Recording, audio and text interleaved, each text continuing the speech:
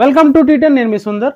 CPIM Telangana రాష్ట్ర 4వ మహాసభలు ప్రారంభంగా అవుతున్న నేపథ్యంలో జనవరి 25 నుంచి 28 వరకు జరుగుతున్నాయి. ఈ నేపథ్యంలో వామపక్ష పార్టీలు ప్రపంచవ్యాప్తంగా దేశంలో పరిస్థితి ఎట్లా ఉందనేది మాట్లాడడానికి ఈరోజు మన స్టూడియోలో ఉన్నారు సిపిఐఎం పోలిట్ బ్యూరో సభ్యులు బివి రాఘోల్ గారు. ఆయనతో మాట్లాడతాం. నమస్తే రాఘోల్ గారు, చెప్పండి. వామపక్షాల పని అయిపోయిందిగా ప్రపంచవ్యాప్తంగా అనే విమర్శలు పెద్ద ఎత్తున మీడియాలో, సోషల్ మీడియాలో ప్రతిరోజు కథనాలు వినిపిస్తున్నాయి. వాళ్ళు చేస్తున్న దాంట్లో వాస్తవం ఉంది, ఆరోపణలు. ఈ విమర్శలు చేసేవాళ్ళు కొత్త వాళ్ళు విమర్శలు చేస్తుంటారు.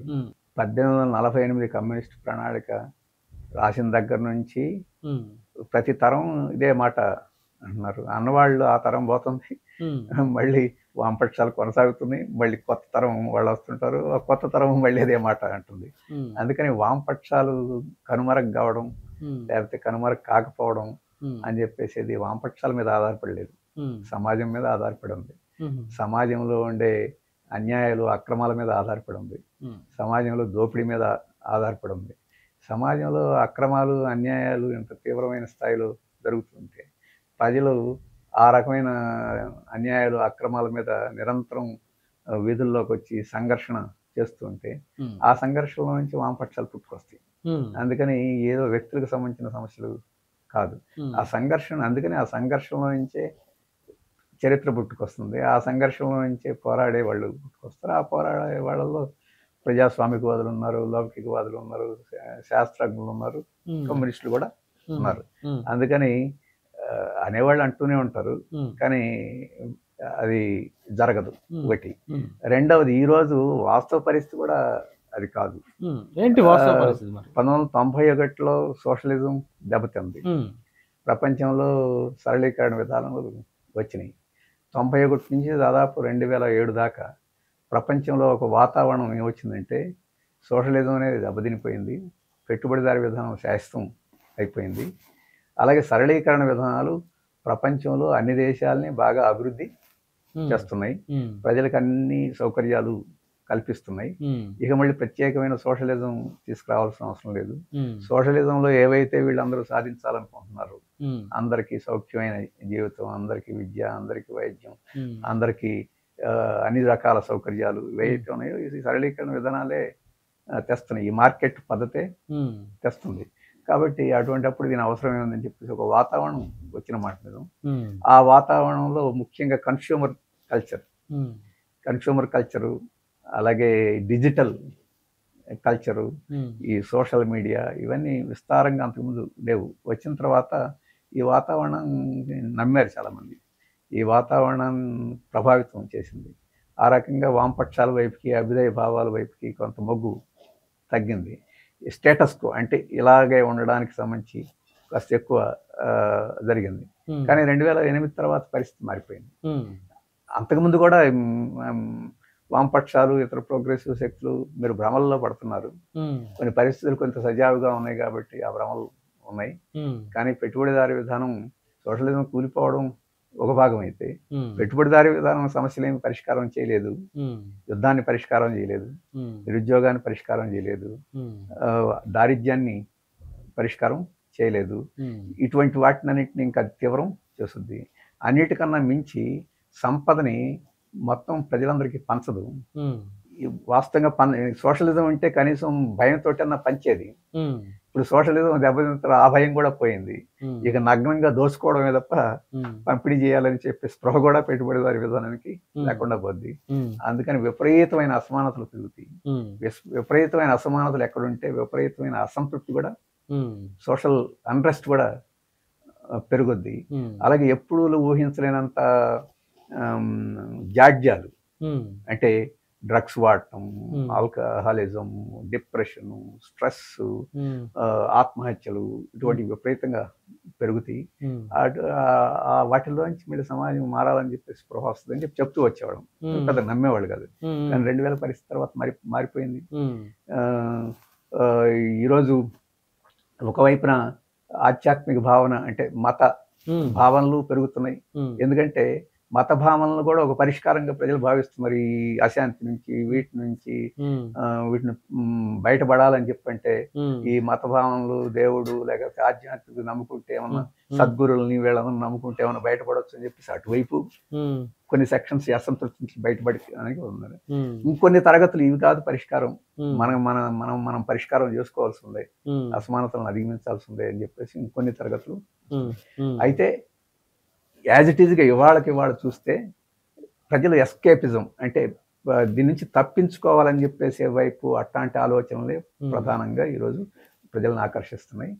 తప్పించుకోవడం కాదు, ఎదుర్కోవడం మంచిది, సర్దిద్దుకోవడం మంచిది అని చెప్పేసి ఆలోచనలు పెరుగుతున్నాయి. కానీ అవి ఇంకా వేగం పుంజుకోలేదు. అందుకని కానీ పెరిగేది ఎప్పుడు ఒకసారి మీకు కనపడదు. చిన్న మొక్క చిన్నగానే పెరుగుద్ది. ఇప్పుడు ఆ స్థితిలో ఉన్నది. అందుకని ఆ నమ్మకంతో వామపక్షాలు ఉన్నాయి. ఇప్పుడు అవి ప్రస్ఫుటంగా అక్కడక్కడ కూడా మనకి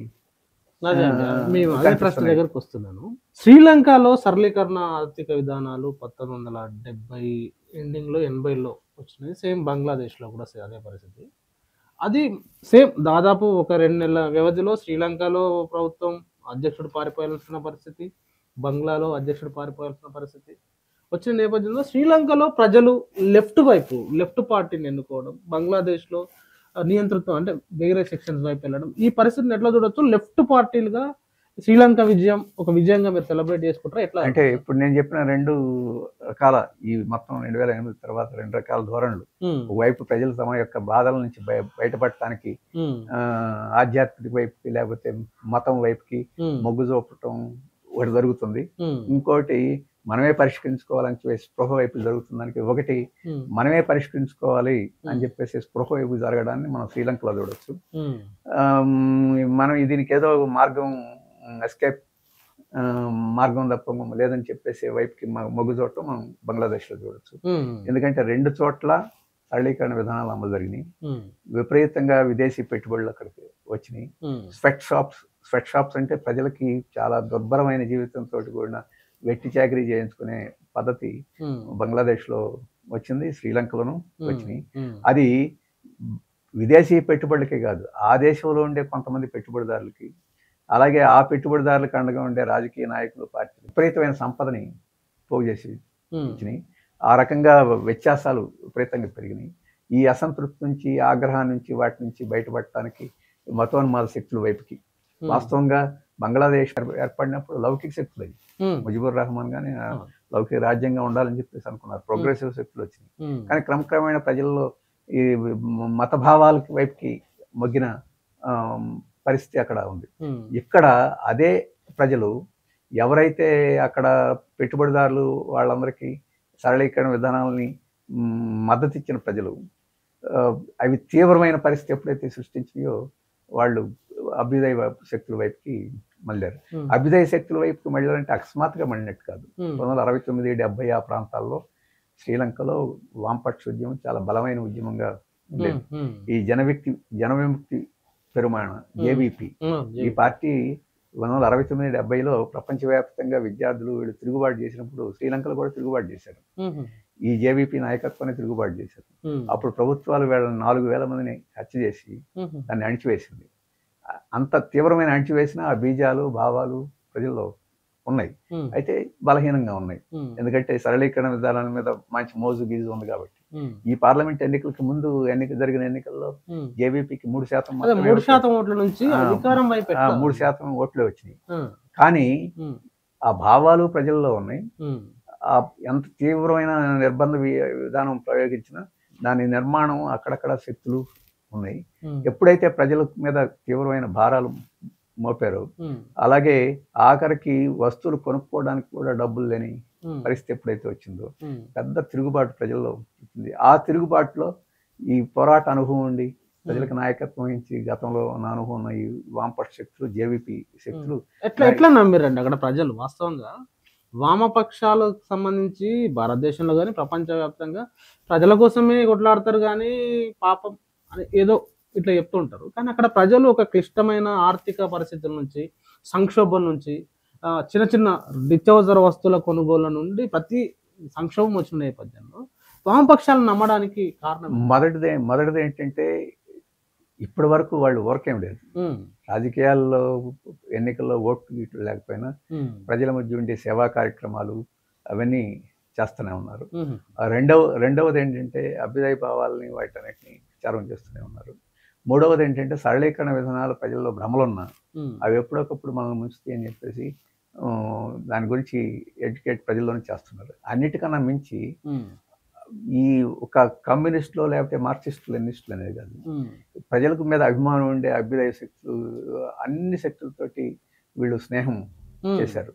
జేవీపీ ఆధ్వర్యంలో అక్కడ ఉద్యమం జరగల. వీళ్ళందరూ పాపులర్ ఫ్రంట్ ఒకటి ఏర్పాటు చేసి ఈ పాపులర్ ఫ్రంట్ లో అన్ని రకాల శక్తులు ఉన్నారు. వాళ్ళందరినీ సయోధ్యగా కలుపుకోగలిగే కార్యక్రమం జేవీపీ కార్యక్రమం ఏమి వాళ్ళు ముందు పెట్టాల. మా కార్యక్రమాన్ని అమలు జరపడానికి మాకు మద్దతు అని చెప్పాలి.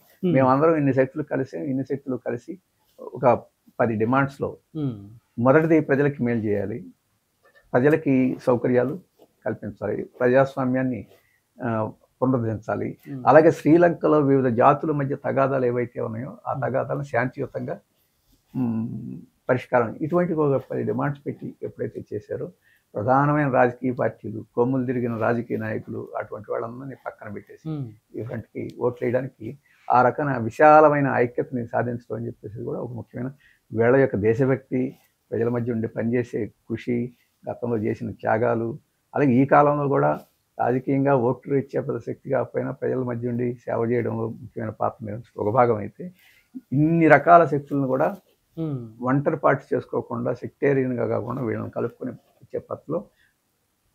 వచ్చే పత్రలో నమ్మకం కలిగించే పత్రలు. వీళ్ళు ఒకసారి మాట అన్నారంటే వాళ్ళ సొంత విషయాల కోసం కావడం ఈ మాటకే విలువిస్తారని చెప్పేసి నమ్మకం వాళ్ళు కలిగించారు. అందుకనే ప్రజలు ఓటేశారు.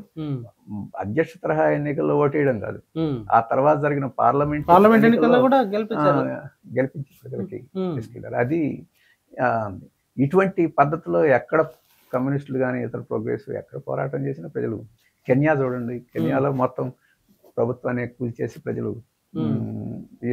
కాబట్టి ఈ సరళీకరణ విధానాల మీద ఏదైతే ఆశలు అవి పెట్టుకున్నారో ఈ ప్రపంచంలో చాలా దేశాల్లో అమ్మవుతా ఉన్నాయి. అవి వివిధ రూపాల్లో వ్యక్తం అవుతున్నాయి.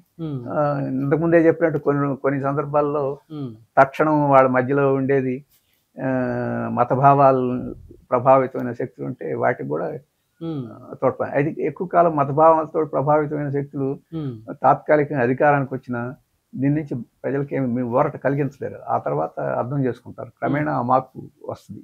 ప్రస్తుతానికి ఆ మార్పు ఉద్యమాలు పోరాటాలు అయితే వస్తున్నాయి కానీ ఆ ఉద్యమాలు పోరాటాలు అన్ని చోట్ల అభ్యుదయ శక్తుల వైపుకే మరలే పరిస్థితి అన్ని చోట్ల లేదు. క్రమేణా అది పెరుగుతోంది. అట్లనే అండి, ఇప్పుడు ఇదేమో 80లో వస్తే భారతదేశంలోకి 91లో వచ్చినాయి సరళీకరణ ఆర్థిక విధానాలు. 91లో ప్రకటించారు. వాస్తవంగా వాటి అన్నిటిని అమలు 95, 96 అందుట్లో ఆంధ్రప్రదేశ్లో ప్రారంభమైంది చంద్రబాబు నాయుడు హయాంలో. ఆ తర్వాత కూడా బాగా పెరిగినాయి కదా. మరి భారతదేశంలో కూడా ప్రజల్లో ధరలు చూసుకున్నా, నిత్యావసరాల వస్తువులు చూసుకున్నా, వేతనాలు చూసుకున్నా, ఉద్యోగాలు చూసుకున్నా, భారతదేశంలో కూడా అలాంటి ఒక పరిస్థితి వైపు జనాలు అందరూ నెట్టబడుతున్న నేపథ్యంలో వామపక్షాలకు సంబంధించి మీకు ఆ అవకాశం శ్రీలంక లాగా ఉండే అవకాశం ఉందా? అట్లా ప్రజలు మొత్తం తిరగబడ్డప్పుడు మీరు వాళ్ళను లీడ్ చేసే పరిస్థితి మీ పార్టీలకు, లెఫ్ట్ పార్టీలకు, అభిజయ శక్తులకు ఉందా? అంటే మనం శ్రీలంకని, బంగ్లాదేశ్ని, భారతదేశాన్ని వీటిని మనం పోలిక పెట్టలేము. ఎందుకంటే మన మన మన దేశంలో ఒక్కొక్క రాష్ట్రమే ఒక్కొక్క దేశం లాంటిది. అలాగే మన దేశంలో చాలా వ్యత్యాసాలు, అసమానతలు ఉన్నాయి. ఇప్పుడు ఉత్తరాదికి దక్షిణాదికి ఎంత వ్యత్యాసం ఉంది. దక్షిణాది రాష్ట్రాలు సరళీకరణ విధానాల అమల్లో చాలా దేశంలోనే ప్రారంభమైతే దక్షిణాదికి ఉత్తరాదికి సరళీకరణ విధానాల అమల్లో 15 ఏళ్ళ తేడా ఉంది. పట్టణ జనాభా విషయంలో ఇప్పుడు 40, 50, 60% దక్షిణాదిలో పెరిగితే ఇంకా అక్కడ, కాబట్టి వ్యత్యాసాలని ఉన్నాయి.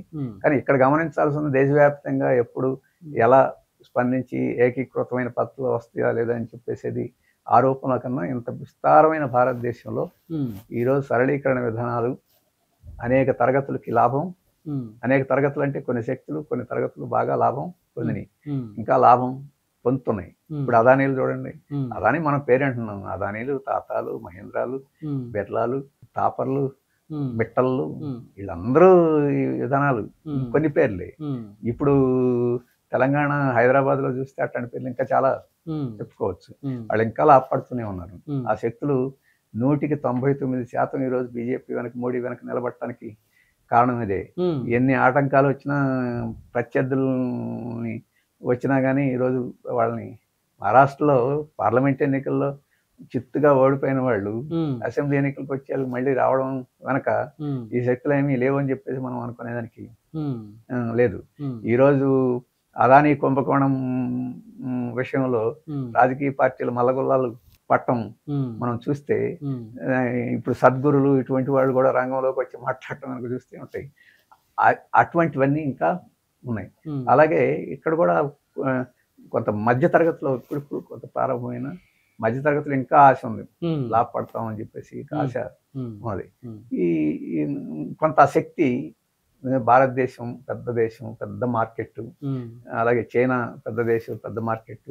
ఇప్పుడు చైనాలో కమ్యూనిస్ట్ పార్టీ అధికారంలో ఉండి స్వతంత్రంగా వ్యవహరిస్తుంది కాబట్టి ఈ భారతదేశమే కాస్త లాభకరమైన మార్కెట్గా ఇప్పుడు భావించే పరిస్థితి వచ్చింది ఇక్కడ. అందుకనే అయితే లాభకరమైన మార్కెట్ ఉన్న నైపుణ్యం కలిగిన మనుషులు లేరని చెప్పేసి పెట్టుబడికి ఇప్పుడు బాధగా ఉంది. అందుకని నైపుణ్యం కలిగిన మనుషులను తయారు చేసుకోండి, మేము వస్తామని చెప్పేసి ఇప్పుడు ఒత్తిడి చేస్తున్నారు.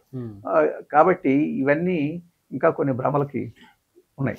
అయినా శ్రీలంక లేకపోతే ఇంకో చోట లాగా కాకపోయినా ఇక్కడ కూడా 1996, 2000 ప్రాంతంలో విద్యుత్ ఉద్యమం వచ్చింది. అదొక ఇన్సిడెంట్ లాగా వచ్చింది.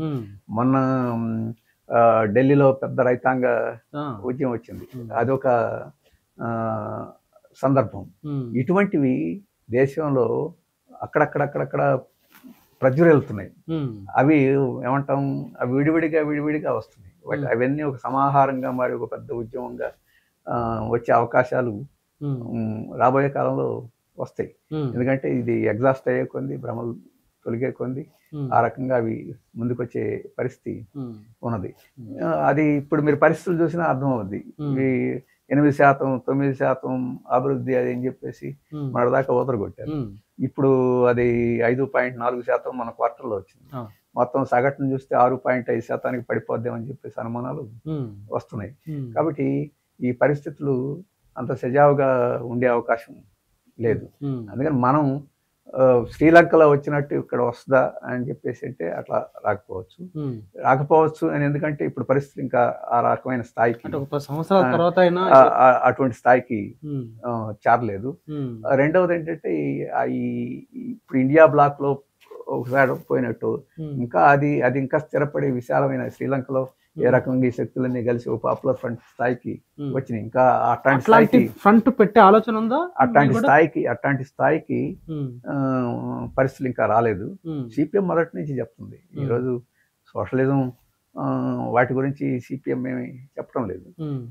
ఈ వామపక్ష ప్రజాతంత్ర శక్తులన్నీ ఒక చోటకి చేరాలి, ఆ వామపక్ష ప్రజాతంత్ర శక్తులు ఒక అంగీకృత కార్యక్రమం మీద కలిసిపోవాలని చెప్పేసి దానికి ఒక్కొక్క రకరకాల దశలు. ఇప్పుడు ఇండియా బ్లాక్ ఒక రకమైన దశ అయితే అలా దశల వారీగా చేరుకొని ముందుకు పోవాల్సి ఉండేది. కొంత సమయం అది పట్టింది. అంటే మీ సాహిత్యంలో లేకపోతే మీ మార్క్సిజంలో చెప్పినట్టే సంపద 1% మంది దగ్గర దాదాపు 51% కంటే ఎక్కువ ఉన్నది అనేది ఒకటి.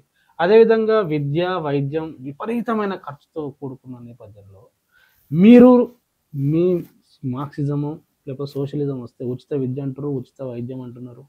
సో ఇలాంటి పాపులర్గా జనాల్లో పంపించడంలో ఇంకొంచెం లోపం ఉంది ఫీల్ అవుతుంది. అంటే మొదటి విషయం ఏంటంటే విద్య, వైద్యం ఇవన్నీ ప్రజలకు అందుబాటులో ఉండాలని చెప్పేసి కమ్యూనిస్టులు చెప్పేదేం కాదు. మన రాజ్యాంగం 47 స్వాతంత్రం వచ్చిన తర్వాత రాజ్యాంగంలో చెప్పుకున్నాం. డైరెక్టివ్ ప్రిన్సిపల్స్లో విద్య హక్కుగా, విద్య అందరికీ అందించాలి, ఆరోగ్యం అందరికీ అందించాలి, దారిద్ర్యాన్ని నిర్మూలించాలి, ఇవన్నీ మనం రాసుకున్నాం.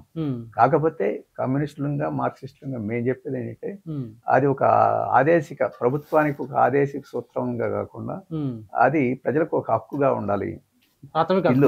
ఇల్లు హక్కుగా ఉండాలి, చదువు హక్కుగా ఉండాలి, వైద్యం హక్కుగా ఉండాలి, పెన్షన్ హక్కుగా ఉండాలి. అలాగే నిరుద్యోగ భృతి ఉపాధి హక్కుగా ఉండాలి. కనీస వేతనం హక్కుగా ఉండాలి. ఇవి హక్కులుగా ఉండాలి అని చెప్పేసి, ఇవేమి మేము చెప్పే సోషలిజం ఏమీ కాదు. ఇవేమి మీరు అన్నారే 1% ఆస్తి ఎందుకు ఉండాలి, అది ప్రజలకు పంపిణీ చేయాలని చెప్పి మేము సోషలిజం చెప్తాం. ఇవన్నీ సోషలిజం కాదు, ఇప్పుడున్న వ్యవస్థలోనే ప్రజలకు మేలు చేసే అంశాలు. మేము ఇంకోటి కూడా చెప్తున్నాం, ఈ వారసత్వ అంటే ఇన్హెరిటెన్స్ ట్యాక్స్ ఉండాలి. అది పెట్టుబడిదారులే అంగీకరించరు.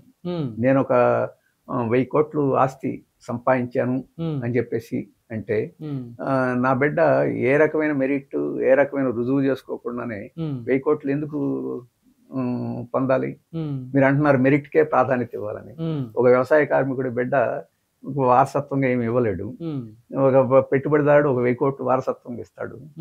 అది ఏ మెరిట్ బేసిస్ మీద, ఏ శ్రమ బేసిస్ మీద వాళ్ళిద్దరికి వ్యత్యాసం వచ్చింది? వాళ్ళిద్దరు పోటీపడి వాళ్ళిద్దరు సంపాదించుకుంటే అది వేరే విషయం. అందుకని పెట్టుబడిదారు వ్యవస్థలో కూడా వ్యక్తులు పోటీపడి మెరిట్ ప్రకారం ముందుకు పోవాలని చెప్పి పెట్టుబడిదారు వ్యవస్థ చెప్తుంది. కాబట్టి ఇన్హెరిటెన్స్ ఉండకూడదు అని చెప్పేసి అనేక దేశాల్లో ఇన్హెరిటెన్స్ ట్యాక్స్ అని ఉంటుంది.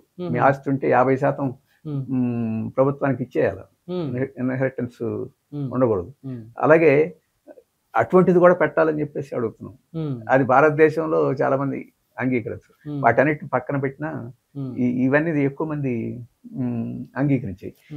ఇది మన రాజ్యాంగంలో ఉంది. అందుకని కమ్యూనిస్టులు చెప్పింది కదా, ఎప్పుడైతే 1991 తర్వాత విధానాలు వచ్చినాయో, ప్రభుత్వం ఎప్పుడైతే అన్ని రంగాల నుంచి ఉపసంహరించాలని చెప్పేసి వచ్చిందో, ఎందుకు ఉపసంహరించాలంటే అవన్నీ ప్రైవేట్ రంగంలో ఇంతకుముందు అయితే స్టీల్ తయారు చేసుకోవాలి, సిమెంట్ తయారు చేసుకోవాలి, అమ్ముకోవాలి, డబ్బులు చేసుకోవాలని చెప్పేసి కార్లు తయారు చేసుకోవాలి.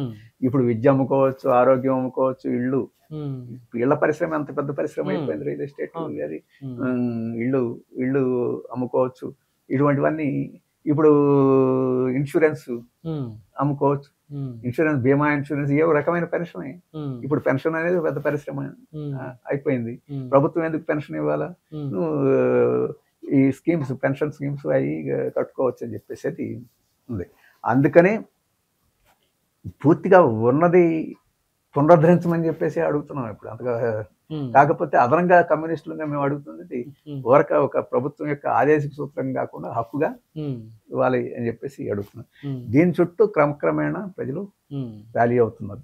ఇప్పుడు ఆరోగ్య వ్యవస్థ ఎంత అన్యాయంగా ఉందో ప్రజలకు ఇప్పటికి రియలైజ్ అవుతున్నారు. ఆస్తులను నమ్ముకొని ఈరోజు ఆరోగ్యం మెరుగు చేసుకోవాల్సిన పరిస్థితి ఈరోజు క్రమక్రమేణా ప్రజలకి అర్థమవుతుంది. అందుకనే ఇటువంటి అంశాల చుట్టూ దీని మీద కూడా ఎవరు ఎంత మేరకు అంగీకరిస్తే ఆ మేరకే పరిమితమై ఈ శక్తులన్నింటినీ కూడగట్టాలని ప్రయత్నం చేస్తున్నాం. అది కొంత సమయం తీసుకుంటుంది. అని ఎందుకు అంటున్నామంటే, మేము చెప్పే విషయాలన్నిటి మీద అందరూ ఇంకా కన్విన్స్ అయ్యారని చెప్పేసి అనుకోవడం. ఉదాహరణకి ప్రాంతీయ పార్టీలు తీసుకున్నాం. ఈరోజు డిఎంకే ఉండొచ్చు, లేకపోతే బీఆర్ఎస్ ఉండొచ్చు, లేకపోతే ఇటువంటి వాళ్ళందరూ ఉన్నారు. ఒకసారి అటు ఉండొచ్చు, ఒకసారి ఇటు ఉండొచ్చు. వీళ్ళందరూ ఇంకా ఈ ప్రైవేటీకరణే మంచిదని చెప్పి అనుకునే స్థితిలోనే ఉన్నారు. విద్య ప్రైవేట్ సంస్థల్లో ఉండలేదు. ఎందుకంటే దాదాపు ఈ ప్రైవేట్ సంస్థల అధినేతలో లేకపోతే వాళ్ళ అనుయాయులో ఈరోజు వీళ్ళందరూ ఎమ్మెల్యేలు, ఎంపీలుగా ఉన్నారు. విద్యారంగానికి, వైద్య రంగానికి సంబంధించి రియల్ ఎస్టేట్ వాళ్ళు వీళ్ళందరూ. కాబట్టి ఆ ప్రభావంతో ఈ పార్టీలు ఇంకా ఉన్నాయి. కానీ వీళ్ళ వెనక ప్రజలు కూడా ఉన్నారు, ఈ ఇబ్బందులు పడే ప్రజలు కూడా ఉన్నారు. ఆ ప్రజలకు నిజంగా వాళ్ళు రిప్రజెంట్ చేయాలంటే మార్పులు, ఇటువంటి శక్తులు ఇదే పేరుతోటి ఉన్న శక్తులు కాకపోయినా ఇటువంటి శక్తులన్నీ అనేక శక్తులు ఇంకా సృష్టి కావాల్సింది, మార్పు రావాల్సింది. దానికోసం అది ప్రయత్నం చేస్తున్నాం. అట్లనే ప్రపంచంలో ఇప్పుడు అమెరికా వర్సెస్ చైనా ఇది నడుస్తుంది. చైనా ఒక సోషలిస్ట్ కంట్రీగా ఉంది. చైనాను ఒక ఎగ్జాంపుల్గా, అంటే దాని అభివృద్ధిలో కానీ, మానవ అభివృద్ధిలో కానీ, మిగతా అంశాల్లో ఎట్లా సోషలిస్టులు కానీ, కమ్యూనిస్టులు కానీ ఎట్లా చూడొచ్చు? అమెరికాకు చైనా వ్యవస్థల మధ్య తేడా ఏముంటుంది? మొదటిది ఏంటంటే, అమెరికా ఈరోజు ప్రపంచ ఆధిపత్యాన్ని నిలబెట్టుకోవాలని ప్రయత్నం చేస్తుంది. అది ఆధిపత్యం కొత్తగా సృష్టించింది కాదు. దాదాపు రెండవ ప్రపంచ యుద్ధం తర్వాత అదే ఈరోజు ప్రపంచ ఆధిపత్య దేశంగా, సామ్రాజ్య దేశంగా ఉంది. దానికి కొంత ఎదురు దెబ్బలు తగులుతున్నా దాన్ని వదిలిపెట్టడానికి సిద్ధంగా లేదు. ఇంకా ఆ శక్తి ఇంకా దానికి పూర్తికి పోలేదు. ఇప్పటికీ ప్రపంచంలో అత్యంత సైనిక శక్తి అమెరికా దగ్గర ఉంది. అత్యంత సైనిక ఖర్చు అమెరికా పెడుతుంది. చైనాకి అమెరికా పెట్టే సైనిక ఖర్చుకి, చైనా పెట్టే సైనిక ఖర్చుకి పోలికే లేదు. చైనా పెట్టే ఖర్చు కన్నా దాదాపు 50 రెట్లు ఈరోజు అమెరికా పెడుతుంది. అంత ఖర్చు పెట్టింది చైనా, అమెరికా ఒకటే అని చెప్పేసి చెప్పడం సాధ్యం కాదు. అలాగే అమెరికా ఆర్థిక వ్యవస్థ ఈ రోజుకి దేశంలో, ప్రపంచంలో మొదటి ఆర్థిక వ్యవస్థగానే ఉంది. ఈ విషయంలో చైనా దగ్గరికి వస్తుండొచ్చు. అలాగే ఈరోజు ఇప్పటికీ ప్రపంచంలో డాలరే పెత్తనం చేస్తూ ఉంది. కాబట్టి ఇవన్నీ ఇప్పటికే ఉన్నాయి. ఇంతకుముందు కన్నా బలహీనమైనప్పటికీ ఇప్పటికీ ఉంది. అందుకని చైనాని, అమెరికాని సమానమైన హోదా కలిగిన దేశాలుగా మనం పోల్చడం సాధ్యం కాదు. అది ఆధిపత్య దేశంగా ఉంది, ఆధిపత్యం నిలబెట్టుకోవాలని ప్రయత్నం చేస్తుంది. మరొకటి, రెండవది, చైనా అనేది ఆధిపత్యానికి వ్యతిరేకంగా పోరాడి ఒక దేశంగా ఏర్పడింది. ఆధిపత్యానికి వ్యతిరేకంగా నిలబడాలి, అలాగే స్థిరపడాలి అని చెప్పంటే తనకు అభివృద్ధి చేసుకుంటే తప్ప సాధ్యం కాదని చెప్పేసి అది అనుకుంది. అది సోషలిజం దానికి ఉపయోగపడింది. అందుకని ప్రపంచంలో ఏ దేశము సాధించలేని పద్ధతిలో అమెరికాతోటి నేను కూడా ఉన్నాను అని చెప్పగలిగే స్థాయిలో ఈరోజు ఆర్థిక అభివృద్ధి, సైనిక అభివృద్ధి, శాస్త్ర అభివృద్ధి, మానవాభివృద్ధి అన్ని విషయాలను సాధించింది. ఇంకా వ్యత్యాసం చాలా ఉంది. కానీ అమెరికాకి భయం పట్టుకుంది. అది ఇంకా ముందుకొస్తే తన యొక్క ఆధిపత్యం పోద్దాం, పెత్తనం పోద్దాం అని చెప్పేసి చైనా కూడా అమెరికా పెత్తనం పోవాలి, ఆధిపత్యం పోవాలి, అందుకోసం పెరగాలని చెప్పి అనుకుంటుంది.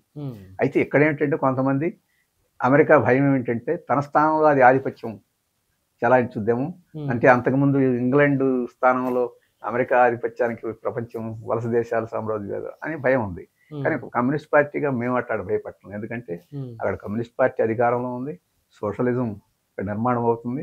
సోషలిజం ఎప్పుడు, కమ్యూనిస్ట్ పార్టీ ఎప్పుడు ప్రపంచం మీద ఆధిపత్యం నువ్వు ఎదిరించుద్ది తప్ప ఒక దేశం ప్రపంచాన్ని ఆధిపత్యాన్ని చేయాలని, సహకారంగా ప్రపంచంలో దేశాలన్నీ సహకారంగా ఇచ్చిపుచ్చుకునే పద్ధతిలో ఉండాలని చెప్పేసి కోరుకు. చైనా కూడా ఇప్పటికే అదే పరస్పర సహకారంతో ఉండాలని చెప్పేసి అది కోరుకుంటుంది, ఆ రకంగా ప్రయత్నం చేస్తుంది. అందుకని అమెరికాకి భయం. కాబట్టి చైనా పెరగకుండా, తమకు పోటీ రాకుండా, ప్రపంచంలో ఇతర దేశాలకి ఆదర్శంగా మారకుండా చేయాలని చెప్పేసి ఇప్పుడు చైనా ఎత్తుగడ. అందుకని దక్షిణ చైనాలో ఉండే సమస్యల్ని వాటన్నిటిని ఆసరాగా చేసుకొని చైనా చుట్టూ ఇప్పుడు వలయాన్ని క్వాడ్ పేరుతోటి, ఇంకో పేరుతోటి, ఆకస్ పేరుతోటి సృష్టించి అక్కడ చైనాని పరిమితం చేయాలని చెప్పేసి, అలాగే 100% సుంకాలు విధించడం ద్వారా ఎగుమతులు, చైనా ఎగుమతుల మీద ఆధారపడి పెరిగింది, ఆ ఎగుమతులు లేకుండా చేయాలని చెప్పేసి ప్రయత్నం చేస్తుంది. అలాగే శాస్త్ర సాంకేతిక పరిజ్ఞానం చైనాకి చేరకుండా, సొంత కాళ్ళ మీద నిలబడటానికి అవకాశం లేకుండా, ఇప్పుడు చైనా శాస్త్ర సాంకేతిక పరిజ్ఞానంలో పెరగాలంటే ఏ నుంచి జెడ్ దాకా మొత్తం మళ్ళీ అదే చూసుకోవాల్సిన పరిస్థితి. ఇప్పటి వరకు అయితే ప్రపంచంలో ఎక్కడ విజ్ఞానం ఉన్నా దాన్ని తీసుకొని దాన్ని అభివృద్ధి చేసుకుంటూ ముందుకు వస్తుంది. ఆ అవకాశాన్ని ఇప్పుడు లేకుండా చేయాలని ప్రయత్నం చేస్తుంది. దాన్ని ఎదుర్కోవడానికి కూడా చైనా, అమెరికా తర్వాత అంత ఆర్థిక శక్తిగా మానవాభివృద్ధిలో కూడా చాలా మంచి సూచికలు ఉండడానికి అసలు సోషలిజంలో వాళ్ళు అవలంబించిన అంటే ప్రాథమిక అంశాలు 1947 ఆగస్టులో స్వాతంత్రం వస్తే వాళ్ళకి 49లో 2 సంవత్సరాల తర్వాత వచ్చింది. వాళ్ళకి 49 స్వాతంత్రానికి వచ్చిన నాటికి మన దేశం కన్నా 2-3 రెట్లు వెనకబడి ఉంది చదువులోను, ఆరోగ్యంలో, వాటి. అయినా ఆ తర్వాత ముందుకి వచ్చింది. ముందుకు రావడానికి ప్రధానమైన కారణం ఏంటంటే అక్కడ కమ్యూనిస్ట్ పార్టీ ఆధ్వర్యంలో ఒక పెద్ద పెనుమార్పు రావడం. అది కూడా చేసింది ఏంటంటే మొట్టమొదట అందరికీ 100% చదువు చెప్పడం మీద కేంద్రీకరించింది, అంటే మానవ వనరుల మీద.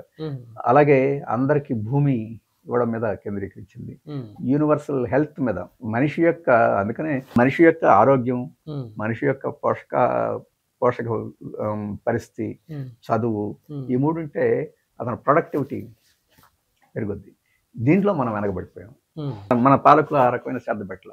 మన వాళ్ళు రాగానే యూనివర్సిటీల మీద కేంద్రీకరించారు, ఐఐటీల మీద కేంద్రీకరించారు, కొద్ది మందిని ఉన్నత స్థాయి విజ్ఞానం నేర్పించాలని ఆ ప్రయత్నం చేశారు. కానీ మొత్తం దేశంలో ఉన్న సార్వజనీనమైన అందరూ చదువుకొని అందరు తెలివితేటలు ప్రదర్శించి అందరూ వ్యవస్థకి కంట్రిబ్యూట్ చేసే పద్ధతిలో మన వాళ్ళు విఫలమయ్యారు. అమర్త్య సేన్ అందుకనే చైనాకి ఇండియాకి పోల్చి చూస్తూ ఆయన ఒక పుస్తకమే రాశాడు. చైనా 1959 నాటికల్లా అందరికీ చదువు, అందరికీ విద్య, అందరికీ భూమి ఇచ్చింది. ఆ 3 విషయాల్లో భారతదేశం వెనకబడిపోయింది. ఆ వెనకబాటు ఇప్పుడు వరకు ఎన్ని ప్రయత్నాలు చేసినా ఆ తేడా ముందుకి సాగుతూనే ఉంది. దాని నుంచి బయటికి వచ్చి పారిశ్రామికీకరణ మీద కేంద్రీకరించింది. అంటే మ్యానుఫ్యాక్చరింగ్ సెక్టర్ మీద కేంద్రీకరించింది చైనా. మనం మ్యానుఫ్యాక్చరింగ్ సెక్టర్ని అశ్రద్ధ చేసాం. మ్యానుఫ్యాక్చరింగ్ సెక్టర్ అంటే మనకి స్టీల్ పరిశ్రమ లేకపోతే అట్లాంటి పెద్ద పెద్ద భారీ పరిశ్రమల మీద తప్ప అన్ని రంగాల్లో ఉండే మ్యానుఫ్యాక్చరింగ్ సెక్టర్ని మీద దృష్టి పెట్టలేదు. ఈ విషయంలో కూడా చైనా చాలా ముందంజలో, ఇప్పటికీ ముందంజలో ఉంది. ఆ తర్వాత మనం సేవా రంగంలో కొంత పెరిగాము. చైనా ఆ సేవా రంగంలో వెనకబడిందని చెప్పలేము, కానీ చైనాతో ధీటుగా మనం కూడా ఆ సేవా రంగంలో నిలబడగలిగాం. కానీ సేవా రంగం అని చెప్పేసి అది విదేశాలకి సేవలు అందించేదానికి తప్ప స్వదేశంలో ఉండే మానవ వనరుల్ని వాటిని వినియోగించుకునేదానికి అది స్థిరంగా ఎంప్లాయ్మెంట్ అందరికీ ఉపాధి ఇచ్చి ఆ రకంగా చేయడానికి అది ప్రధానమైన సాధనంగా కాదు. ఆ విషయంలో మనం ప్రోగ్రెస్ సాధించినా అది మొత్తం ఓవరాల్ వ్యవస్థకి తోడ్పడే పద్ధతిలో లేదు. ఇవన్నీ తేడాల మూలంగానే అయితే ఇప్పుడైనా మనం చైనాతోటి సమవుజ్జిగా పెరగాలంటే ఈ మౌలికమైన సమస్యలు, మౌలిక అంశాలు పరిష్కారం పరిష్కరించుకోవాలండి. మొదటిది చదువు పరిష్కరించాలి. చదువు పరిష్కరించడం మానేసి ఆ చదువును కూడా ఇప్పుడు అమ్మకానికి పెట్టారు. అందుకని ఎట్టి పరిస్థితుల్లో మళ్ళీ ఈ చదువు అమ్మకానికి పెట్టిన తర్వాత చైనా వేసుకున్న పునాదికి మనం చేరడం చాలా కాలం పట్టుద్ది. అలాగే ఆరోగ్యం అందరికీ అందించాల్సిన సమయంలో ఇప్పుడు ప్రైవేటీకరణ చేస్తున్నాం. ఇప్పుడు వాళ్ళందరికీ ఆరోగ్యం అందించి, తిండి అందించి, తర్వాత ప్రపంచంలో ఉండే ఆధునిక శాస్త్ర సాంకేతిక పరిజ్ఞానాన్ని వాటిని ఇప్పటికీ ఆరోగ్య వ్యవస్థ, విద్యా వ్యవస్థ ప్రధానమైన బాధ్యత ప్రభుత్వానికే ఉన్నది. మనం మార్చేస్తున్నాం. ఇవన్నీ ప్రైవేట్ రంగంలోకి మార్చేసిన తర్వాత అక్కడక్కడ ఐలాండ్స్, దీవులుగా గొప్ప సాంకేతిక పరిజ్ఞానంతో కొన్ని దీవులు ఏర్పడతాయి తప్ప మొత్తం సమాజం అంతా విద్యా సమాజం, సమాజం అంతా ఆరోగ్య సమాజం కాలేదు. సమాజం అంతా ఆరోగ్య విద్యా సమాజం కాకుండా అభివృద్ధి సాధ్యం కాదు. ఈవెన్ పెట్టుబడిదారి దేశమైన అమెరికా కానీ, పెట్టుబడిదారి దేశాలైన జపాన్, యూరోప్లో ఉండే దేశాలు అన్నీ కూడా అందరికీ చదువు, అందరికీ స్కిల్స్ అవన్నీ చెప్పిన తర్వాతనే ముందుకి వచ్చినాయి. ఇప్పటికీ England universal education, universal health systems ఉన్నాయి. యూరోప్ అన్ని దేశాల్లోనూ ఇప్పటికీ ఉన్నాయి. అంత అభివృద్ధి చెందిన పెట్టుబడిదారు దేశాలు కూడా వాటిని వదిలేయకుండా ముందుకి తీసుకెళ్తుంటే మనం ఆ రకమైన స్థాయికి చేరకముందే వీటిని వదిలేస్తున్నాం. కాబట్టి మనం ఎంత ఆశ పెట్టుకున్నా, వ్యక్తులుగా మనం మదన పడినా ఇవి చేయకుండా మనం ఆ వేగాన్ని పుంజుకోవడం సాధ్యం కాదు. ప్రపంచవ్యాప్తంగా లెఫ్ట్ అంటే ఎర్రజెండా దేశాలు అంటే ఏ దేశాలు ఉన్నాయి చెప్పుకోదగ్గ? అంటే ఇంతకుముందు నేను చెప్పినట్టు ప్రపంచంలో 2 పరిణామాలు జరుగుతున్నాయి. ఈ సరళీకరణ విధానాలు, ఈ పెట్టుబడిదారు వ్యవస్థ తీవ్రమైన సంక్షోభం ఎప్పుడైతే వచ్చిందో దీన్ని అధిగమించేదానికి, దీన్ని తట్టుకునేదానికి ప్రజలు 2 మార్గాలు అనుసరిస్తున్నారు. ఒకటి అభ్యుదయ మార్గం, సోషలిజం, ఉద్యమాలు, వామపక్షాల వైపుకి మొగ్గు చూపడం ఒకటి.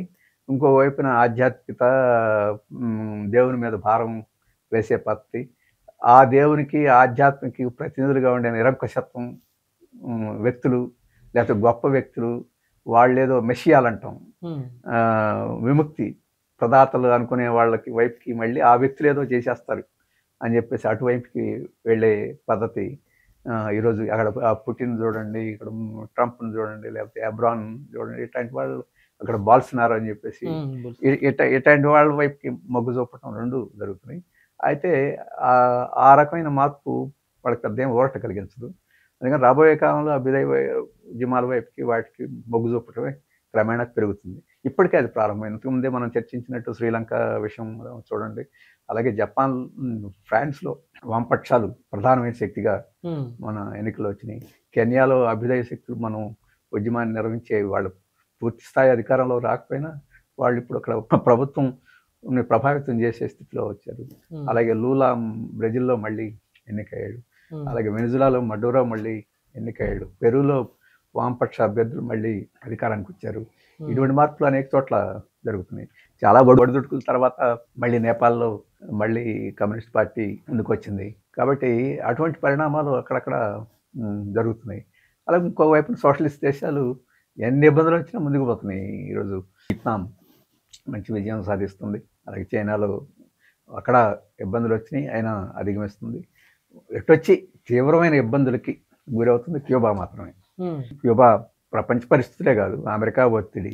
ఈరోజు సోషలిస్ట్ దేశంగా, ఒక అభ్యుదయ దేశంగా చూసుకుంటే క్యూబాయే చాలా తీవ్రమైన ఇబ్బందుల్లో ఉంది. ఇప్పుడు ట్రంప్ గెలిచాడు కాబట్టి ట్రంప్లో ఒక ప్రధానమైన ముఖ్యమైన మంత్రిగా కేరళ నుంచి వచ్చిన కాన్సీకుడిని పెట్టాడు ట్రంప్ ప్రభుత్వంలో. కాబట్టి ఇవన్నీ చూస్తే ఇంకా ఒత్తిడి పెంచి, అసలు ఇప్పటిదాకా ఇంత ఒత్తిడిలో అక్కడ దేశం తట్టుకుందంటేనే ఎంత ఆ సాంప్రదాయం, సామ్రాజ్యవాద వ్యతిరేక సాంప్రదాయం అంత బలంగా ఉందో మనం అర్థం చేసుకోవచ్చు. అయినా వైద్యం విషయంలో, ఇతర ఆహారం విషయంలో, మందుల విషయంలో, సాంకేతిక పరిజ్ఞానం విషయంలో, అలాగే టూరిజం మీద ఆధారపడుద్ది బాగా. ఆ టూరిజాన్ని ధ్వంసం చేయడం విషయంలో, వీటన్నిటిలో చాలా తీవ్రమైన ఇబ్బందుల్ని ఎదుర్కొంటుంది. అయినా అది తట్టుకొని నిలబడుతుందని చెప్పేసి, ఈ ఉపాధి లేనప్పుడు వలసలు కూడా పెరుగుతాయి. యువకులు విదేశాలకు వెళ్ళి ఏదో ఒక రకంగా బ్రతకాలని చెప్పేసి ఉంది. ఆ యువకులు విదేశాలకు వెళ్ళి అక్కడ ఉపాధి చూసుకోవడం అది అభ్యంతరకరమైన విషయం కాదు. కానీ యువకులు అనేవాళ్ళు దేశంలో ఎంత తక్కువ అయిపోతామంటే ఇక్కడ ఆర్థిక వ్యవస్థకి అది నష్టం కూడా జరుగుతుంది. కాబట్టి ఇటువంటి సమస్యల్ని క్యూబా ఎదుర్కొంటుంది. వాళ్ళు దీన్ని అధిగమించేదానికి తీవ్రమైన ప్రయత్నం చేస్తున్నారు. ప్రపంచవ్యాప్తంగా సంఘీభావ ఉద్యమాలు ఇప్పుడు అవసరం ఉంది, కొంత పెరుగుతున్నాయి. క్యూబాకి సంఘీభావంగా అక్కడ సహాయం చేసే పద్ధతిలో పెరుగుతున్నాయి. అది కూడా సోషలిస్ట్ దేశాలు సహాయం చేయాలని ప్రయత్నం చేస్తున్నాయి. ఇంకా ఇవి పెంచాల్సి ఉంటుంది. వియత్నాం కానీ, చైనా కానీ, ఇటువంటి దేశాలు కొంత సహాయపడాలని ప్రయత్నం చేస్తున్నాయి. అది ఇంకా పెరగాల్సి. అట్లనే మీ జాతీయ మహాసభలు వస్తున్నాయి, తెలంగాణలో రాష్ట్ర మహాసభలు కూడా వస్తున్నాయి. అంటే ఏ ఎజెండాలను ప్రధానంగా ముందు తీసుకుంటూ మహాసభలు? అంటే జాతీయ మహాసభలు ఇప్పటికే ఒక రాజకీయ తీర్మానాన్ని పార్టీ తయారు చేసే ప్రక్రియలో ఉన్నది. ఈరోజు దేశంలో ప్రజలందరి ముందు, పార్టీల ముందు, రాజకీయ శక్తుల ముందు ఉన్న ప్రధానమైన సమస్య ఏంటంటే, మన దేశంలో లౌకికవాదాన్ని, ప్రజాస్వామ్యాన్ని కాపాడుకోవాలా, లేకపోతే వీటిని వదులుకొని ఒక నిరంకుశ మత ఉన్మాద రాజ్యాన్ని మనం అంగీకరించాలని చెప్పేసి ప్రధానమైన అంశం. దాని చుట్టూ ప్రజలను సమీకరించాలని చెప్పేసి ప్రభుత్వం, మార్క్సిస్ట్ పార్టీ, వామపక్షాలు ప్రయత్నం చేస్తున్నాయి. దానికి ఇతర శక్తులను కూడా కలుపుకోవాలని ప్రయత్నం చేస్తున్నాయి. వాస్తవంగా మా లక్ష్యం, దీర్ఘకాలిక లక్ష్యం సోషలిజం సాధించాలని, దోపిడీని అంతం చేయాలని. ఆ దీర్ఘకాలిక లక్ష్యం, ఆ లక్ష్యాన్ని వదిలిపెట్టే సమస్య లేదు. కానీ తక్షణం ఇవి ప్రజాస్వామ్యాన్ని, లౌకికవాదాన్ని, ఫెడరలిజాన్ని కాపాడుకోకపోతే, వీటినే మనం కాపాడుకోలేని అశక్తులమైతే అంతకన్నా పెద్ద లక్ష్యాలు సాధిస్తామని చెప్పి అనుకోవడం సాధ్యం కాదు. అలాగే ఆ పెద్ద లక్ష్యాలకు కూడా ఇవి పునాదిగా ఉండాలి. ఈ పునాది అంశాలు లేకుండా పెద్ద లక్ష్యాలు కూడా ఉపయోగం లేదు. అందుకని ఈరోజు తక్షణంగా ఈ విశాలమైన శక్తుల్ని కూడగట్టాలి. ఈ కొన్ని మౌలికమైన విలువలు ఏవైతే ఉన్నాయో, federalism, secularism, democracy, social justice, వీటిని కాపాడుకునేదానికి మనం కృషి చేయాలి. దానికోసం అన్ని శక్తుల్ని పోగు చేయాలని చెప్పేసి ప్రయత్నం గతం నుంచి చేస్తున్నాం. దాన్ని కాస్త ద్విగుణీకృతం చేయాలని చెప్పి అనుకుంటున్నాం. మొన్న పార్లమెంట్ ఎన్నికల నాటికి కొంత సాధించామనే దానికన్నా కొంత పురోగమనం ఉంది. అది మళ్ళీ వెనకంజ వేయకుండా దాన్ని కూడగట్టి మళ్ళీ ముందుకు తీసుకెళ్ళడం ఎలా అని చెప్పేసి రేపు ప్రధానమైన చర్చ మహాసభలో జరుగుతుంది. అంటే మీ మహాసభలకు సంబంధించి దాంట్లో సెక్యులరిజానికి దూరంగా వెళ్తున్నారని మీరేదో మీ డాక్యుమెంట్లో అది చేస్తున్నారు అనేది మీడియాలో పెద్ద ఎత్తున ప్రచారం జరుగుతుంది, ముఖ్యంగా తెలుగు మీడియాలో. ఏంటి దానికి? తెలుగు ఒక అపోహ కమ్యూనిస్టుల పట్ల సృష్టించేది ఏంటంటే, ఇప్పుడేం కాదు, మార్క్స్ కాలం నుంచి అపోహ సృష్టించేది ఏంటంటే, ఈ కమ్యూనిస్టులు మతానికి వ్యతిరేకం కాబట్టి మతానికి సంబంధించిన ఏ విషయాలైనా వాళ్ళు దూరంగా ఉంటారు, వాటిని ధ్వంసం చేస్తారు, మతం మీద గౌరవం ఉండదు. ఇట్లాంటివన్నీ ప్రచారాలు, ఒక ముఖ్యమైన ప్రచారం ఉండేది. అయితే మార్క్స్ ఎంగిల్స్ మేనిఫెస్టో రాసినప్పుడు ఇంకా దుర్మార్గమైన ప్రచారాలు ఉండేవి. వీళ్ళు మహిళలను జాతీయం చేసేస్తారు, వీళ్ళు చర్చిల్ని కూలగొట్టేస్తారు, వీళ్ళని ధ్వంసం చేసేస్తారు, ఇట్లాంటి ప్రచారాలు ఆ రోజే చేశారు. ఆ ప్రచారాలు కొత్త కొత్త రూపాలు ఇప్పటికీ కొనసాగుతూ ఉంటాయి. ఈరోజు మార్క్సిస్ట్ పార్టీ ప్రధానంగా అంటే చర్చించి, మీరు మతానికి వ్యతిరేకం కాదా మార్క్సిస్ట్ పార్టీ? మేము మతత్వానికి వ్యతిరేకం. మార్క్సిస్ట్ పార్టీ తేడా ఏందండి రెండింటి మధ్య? మతత్వం అంటే మతాన్ని వ్యక్తిగతంగా అవలంబించడం, వ్యక్తిగతంగా దాన్ని గౌరవించుకోవడం అనేది లౌకిక తత్వం. మతం ప్రాతిపదిక మీద రాజకీయాలు నిర్వహించడం అనేది మతతత్వం. మేము మతతత్వానికి వ్యతిరేకం. రాజకీయాల్లోకి మతాన్ని తీసుకురాకూడదు. రాజకీయాలు మతానికి అతీతంగా నడవాలి. రాజకీయాలు మతానికి అతీతంగా నడవడాన్నే లౌకికవాదం అని చెప్పేసి అంటాం. ఎందుకంటే ఒక దేశంలో అనేక రకాల మతాలు వాళ్ళు ఉంటారు, అనేక భావాలు ఉంటాయి. ఎవరి మతాన్ని వాళ్ళు అనుసరించే హక్కు ఉన్నది, ఆ రకంగా హక్కు ఉండాలి. వాటిలో రాజ్యం జోక్యం ఉండకూడదు, అది వ్యక్తులకి వదిలేయాలి. మంచి చెడ్డలు వ్యక్తులు చూసుకుంటారు. ఆ మత భావాల్లో వాటిలో ఎక్కడన్నా సంస్కరించుకోవాలంటే ఆ మతాలు, ఆ వ్యక్తులు సంస్కరించుకుంటారు. కానీ వాటి జోలికి ప్రభుత్వం పోకూడదని చెప్పేసి అది ఉంది. ఇప్పుడు మేము సిపిఎంగా చర్చించింది ఏమిటంటే, మతాన్ని మతోన్మాదం వైపుకి బీజేపీ మళ్ళిస్తుంది. అది వ్యక్తుల స్థాయి నుంచి చేసుకొచ్చి రాజకీయాల్లోకి చొప్పిస్తుంది. దీన్ని మనం ప్రతిఘటించాలి. అలాగే మతాన్ని రాజకీయాల్లోకి చొప్పించకుండా వ్యక్తులు అలాగే వారి యొక్క పరిధికి పరిమితం చేసుకోవాలని అనేక శక్తులు ఉన్నాయి. ఆ లౌకిక శక్తులకి మనం మద్దతు ఇవ్వాలి. అలాగే ఏ మతాన్ని ఎవరు ఏ రకంగా అవమానం చేసినా దాన్ని మనం వ్యతిరేకించాలి. అలాగే పండగల్ని లేకపోతే ప్రొసెషన్స్ని ఇటువంటి వాటినన్నింటినీ పరమతస్థులకు వ్యతిరేకంగా, ఇతర అభిప్రాయాలకు వ్యతిరేకంగా మళ్లించి దాన్ని ఒక రకమైన సంఘర్షణ వాతావరణానికి ఉంటే ప్రేక్షక పాత్ర వహించకూడదు. వాటిలో మనం ప్రవేశించి అది ఆయా ఎవరైతే అన్యాయానికి గురవుతున్నారో అటువంటి వాళ్ళందరికీ అండగా నిలవాలి. ఆ మతభావంతో నువ్వు ఏకీభవిస్తున్నావా, నువ్వు వ్యతిరేకిస్తున్నావా అని దానితో నిమిత్తం లేదు. నువ్వు ఆస్తికుడివా నాస్తికుడివా అని తోటి నిమిత్తం లేదు. కమ్యూనిస్ట్ పార్టీలో చాలామంది ఆస్తికులు ఉంటారు, అంతకన్నా ఎక్కువ మంది నాస్తికులు కూడా ఉంటారు. కానీ ఇక్కడ నాస్తికత్వం ఆస్తికత్వం అనేది కాదు. ప్రతివాడికి తమ ఏ మతాన్ని ఏ అభిప్రాయాన్ని అనుసరించే హక్కు ఉందా లేదా, ఆ హక్కు భంగం కలిగిస్తే మనం ఊరకుండాలా లేదా అని చెప్పి మనం ఊరకుండేదానికి ప్రేక్షక పాత్ర. ఒక మత భావాలు కలిగిన వ్యక్తికి ఆ మత భావాలకు సంబంధించి ఎవరైనా అన్యాయం చేస్తుంటే, నాకు ఆ మత భావాలతోటి విభేదం ఉంది కాబట్టి, నాకు మత భావాలే లేవు కాబట్టి నేను ప్రేక్షక పాత్ర వహిస్తున్నా అని చెప్పేసి పద్ధతి ఉండకూడదు అని చెప్పేసి సిపిఎం అభిప్రాయం. అటువంటి అవసరం ఇప్పటి వరకు అటువంటి అవసరం పెరిగింది. ఎందుకని మతాన్ని రక్షించడం కాదు, మత హక్కుని రక్షించాలి. మత హక్కు ప్రతి వారికి ఉండాలి. నేను మతాన్ని అనుసరించిన హక్కు కూడా నాకు ఉండాలి. కానీ నేను మతాన్ని అనుసరించిన హక్కు నాకు కావాలంటే ఇతరులకి మతాన్ని అనుసరించే హక్కు ఉండకూడదని కాదు, వాళ్ళ హక్కును కూడా కాపాడాలని చెప్పేసి ఈ ఆలోచన, ఈ చర్చ పార్టీలో జరిగింది. రాబోయే కాలంలో ఈ మతోన్మాద శక్తులు, అది హిందుత్వ మతోన్మాదం కావచ్చు, అలాగే మైనార్టీ మతోన్మాదులు కూడా ఉన్నారు, అటువంటి వాళ్ళు కావచ్చు, ఎవరైనా ఇతర మత హక్కుల్ని కాలరాస్తే ఏ సందర్భంలో ఇటువంటి వాటినైనా మనం లౌకికవాదులంగా మన బాధ్యత ఏంటంటే ఆ హక్కుని కాపాడటం అని చెప్పేసి ఉంది. అందుకని ఆ రకంగా కృషి చేయాలి. దీనికి మసీదులను దుర్వినియోగం చేయడం, దేవాలయాలను దుర్వినియోగం చేయడం, పండగల్ని దుర్వినియోగం చేయడం చేస్తూ ఉంటే వాడికి దూరంగా ఉండి ఆ దుర్వినియోగానికి అవకాశం ఇవ్వకూడదు అని చెప్పేసి దీన్ని చిత్రీకరించి వీళ్ళు అసలు ఎప్పుడు మతానికి వ్యతిరేకం, వీళ్ళు దేవుడికి వ్యతిరేకం, ఇప్పుడు దేవుడి గురించి మతం గురించి మాట్లాడుతున్నారని ఇప్పుడు కొత్తగా కనిపెట్టినట్టు దాంట్లో ఇప్పుడు మీడియాలో వస్తుంది. వాడు కొత్తగా కనిపెట్టింది కూడా కదా, వాళ్ళకి కూడా తెలుసు. కానీ కమ్యూనిస్టులు ప్రతిష్ట పెరగకుండా ఉండాలంటే ఇట్లాంటివన్నీ ఇప్పుడు నిరంతరం ప్రచారం చేస్తూ ఉండాలి. ఎందుకంటే కేరళలో కమ్యూనిస్ట్ పార్టీకి 40% ఓట్లు ఉన్నారు, 40% నాస్తికులు అక్కడ. ఇప్పుడు చైనాలో 140 కోట్ల మంది ప్రజలు ఉన్నారు, అక్కడ సోషలిజం ఉంది, కమ్యూనిస్ట్ పార్టీ ఉంది, వాళ్ళందరూ నాస్తికుల. వాళ్ళు కన్ఫ్యూషియస్ని పూజించే వాళ్ళు ఉన్నారు, టాగోని పూజించే వాళ్ళు ఉన్నారు, బుద్ధులను పూజించే వాళ్ళు ఉన్నారు. ఉమ్, తర్వాత క్రైస్తవ మతం కూడా అక్కడ వ్యాపించింది, దాన్ని అనుసరించే వాళ్ళు ఉన్నారు. ఉమ్, వాళ్ళందరూ ఎవరి అక్కడ అనుసరించేది అంటే రాజ్యం ఉండకూడదు, ఉమ్, రాజ్యం ఒక మతాన్ని వెనకేసుకునే పద్ధతి ఉండకూడదు అని చెప్పేసి ఆ రకంగా ఒక మతాన్ని వెనకేసుకునే పద్ధతి ఉంటే అది సమాజ పురోగమనానికి. ఈరోజు బంగ్లాదేశ్లో అట్లాంటి శక్తులు ముందుకి వస్తున్నాయి. ఉమ్, అలాగే పాకిస్తాన్ లేకపోతే ఇస్లామిక్ దేశాల్లో అటువంటి పరిస్థితి వచ్చింది.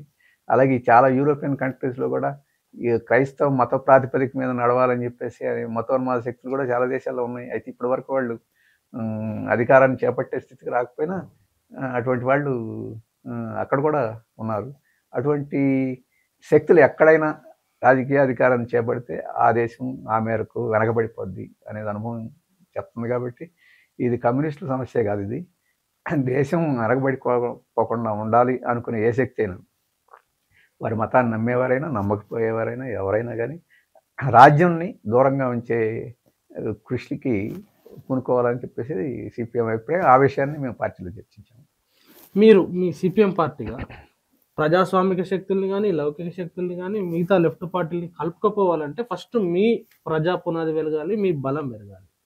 సో ఆ బలం పెంచుకోవడానికి మీరు ఈ మహాసభల సందర్భంగా ఏమన్నా మాకు కొంతకాలం నుంచి ముఖ్యంగా ఇంతకుముందు చెప్పని 90 దశకం తర్వాత పార్టీ ప్రజా పునాది బలహీనపడుతూ, ప్రజా ఉద్యమాలు కృషి అవి బలహీనపడకపోయినా ఇప్పుడు మనం పార్లమెంటరీ ప్రజాస్వామిక ఎన్నికల సిస్టంలో ఉన్నాం కాబట్టి మనకు ఓటింగ్ పర్సంటేజ్ వాటిని చూసినప్పుడు అది తరిగిపోతూ వచ్చింది.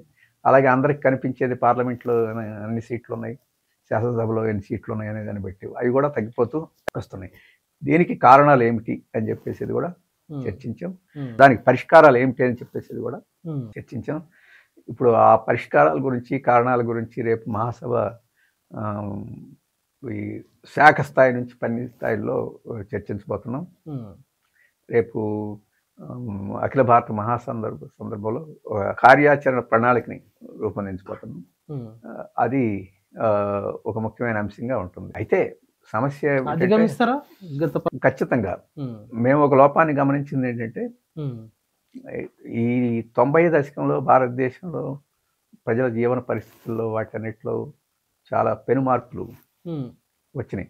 పెనుమార్పులు అంటే ఉదాహరణకి ఇప్పుడు డిజిటల్ యుగం వచ్చింది, సోషల్ మీడియా వచ్చింది, అలాగే కన్స్యూమరిజం పెరిగింది, అలాగే గ్రామసీమల్లో కానీ పట్టణాల్లో కానీ ప్రజల జీవనం పద్ధతుల్లో చాలా మార్పు వచ్చింది. ఉదాహరణకి శాశ్వతమైన ఉపాధి తగ్గిపోయి అశాశ్వత ఉద్యోగం ఉపాధి అంటే ఇన్ఫార్మల్ ఎంప్లాయ్మెంట్ విపరీతంగా పెరిగింది.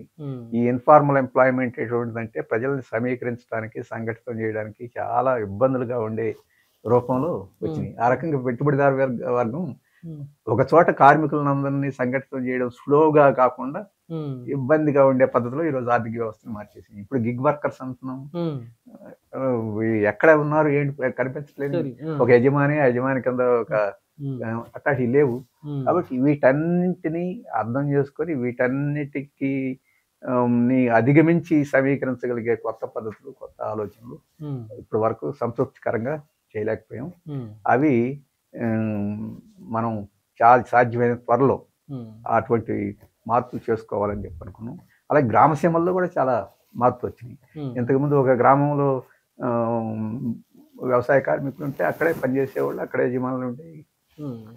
కానీ ఇప్పుడు బెంగాల్ నుంచి ఆంధ్రాకి వ్యవసాయ కార్మికులు వస్తున్నారు, ఉత్తరప్రదేశ్ నుంచి పంజాబ్. మైగ్రేషన్ అనేది ఇంటర్నేషనల్ మైగ్రేషన్ మనం కనపడుతుంటాం. ఇంటర్నల్ మైగ్రేషన్ కోవిడ్ సందర్భంలో మనకు అర్థమవుతుంది. ఈ దేశంలో ఒక ప్రాంతం నుంచి, ఒక చోట నుంచి, ఒక రాష్ట్రం నుంచి ఏ రకంగా వెళుతున్నారు అని చెప్పేసి. ఒక స్వస్థలంలో ఒక మనిషిని ఒక సంఘంలో నిర్మించడం వేరు, ఒక పరాయి స్థలంలో ఆ మనిషిని సంఘంలోకి తీసుకురావాలి. కాబట్టి ఈ మార్పులన్నీ ఉద్యమాలకి సంఘటితం చేయడానికి, సమీకరించడానికి చాలా ఉన్నాయి. అయితే కమ్యూనిస్టుల పని వాటన్నిటిని చూసి బెంబేలెత్తడం కాదు, వాటన్నిటికీ ప్రత్యామ్నాయ మార్గాలు వెతకడం, వాటినన్నింటినీ చేయడం అని చెప్పేసి. ఈ మార్పులన్నీ కూడా ప్రజల యొక్క ఐక్యతా శక్తిని బలహీనం చేసింది. ఇది ఒక ప్రాంతంలో ఒక బెంగాల్ నుంచి వచ్చిన కార్మికుడు ఎంత ధైర్యంగా సంఘంలో చేరగలడు, చేరలేని పరిస్థితి ఉంటుంది. ఇప్పుడు ఆంధ్ర నుంచి లేకపోతే తెలంగాణ నుంచి లేకపోతే మహబూబ్నగర్ నుంచి బెంగళూరు లేకపోతే కాశ్మీర్ వెళ్తే వాళ్ళు సంఘంలోకి ఏ రకంగా రాగలరు, ఎంత ఇన్హిబిషన్స్ తోటి ఉంటారు. అయినా వీటినన్నింటినీ ఎలా సమీకరించుకోవాలి అని చెప్పేసి ఒక అంశం. ఇటువంటివి చాలా చాలా విషయాలు చర్చల్లో ఉన్నాయి.